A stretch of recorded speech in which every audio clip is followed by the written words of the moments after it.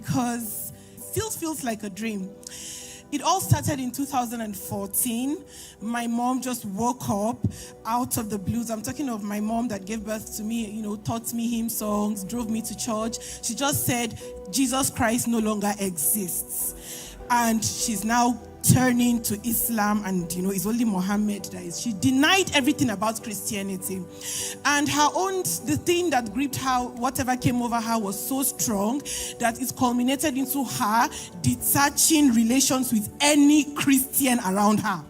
She developed a very strong hatred, including her biological children. Because she tried to talk us into her newfound faith, and we said, no, you were the one that even, raised us up as Christians. So we will stay as Christians. And then that hatred extended to us. My mom disowned me. She cut off from me, this was 2014. For the past 10 years, I have not seen my mom eye to eye. We've not spoken. We've not, and in the long run, it just kind of became a new norm to me. Like, okay, well, life goes on, it is what it is. And then sometimes this year, I was introduced to the NSPPD fire altar. Thank God for my maternal auntie who introduced me. February 6th, I joined, and then I started hearing mind-blowing testimonies, such that it's like, pinch me, like, is it during time? And so I became so dedicated, and I'm like, God, I must get my own testimony from this altar. And so in the UK, I was in my house because I'm based in Lagos. I flew all the way from Lagos, by the way, to share this testimony. So during the NSPPD UK prayer conference, I was connected in my house. And then, if you can remember, a lady shared the testimony of reconnecting with her mother in UK. So I was in my house in Lagos. I'm like, okay, there's been no physical form, but if the God Elroy that did it for this lady, I'm also disconnected. It's been 10 years. I also tap into this testimony for myself. And I just said it jokingly, and that was it.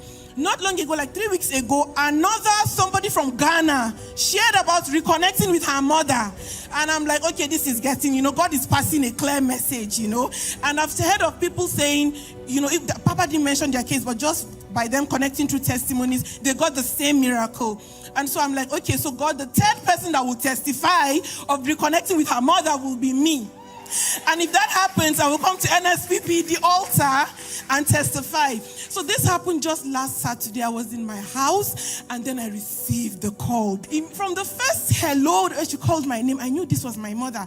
And she just burst into tears. She said, my daughter, where have you been? I said, Mommy, where have you been? I said, oh, like you even called me your daughter, so I'm your daughter. She said, yes. What kind of question is that? Because my mom is based in Abuja. She said, come and see your mother. And because, through all these testimonies, right, after connecting to the testimonies, Papa will always say, write what you want. I will always write what I want. The three things your prayer request during communion, I will always mention this case that what God cannot do does not exist. Just like that, it happened. And the moment I received the call, the next thing I booked my flights. And so the thing is, I'm coming from my mother's house right now to church.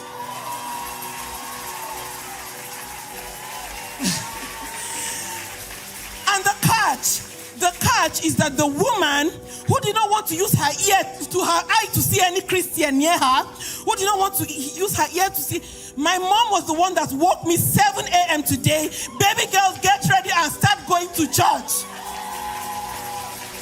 She said, what church do you go to? I said, Streams of Joy. She even booked Uber. She said, start going to church. So it is evident. The hand of God is evident. What God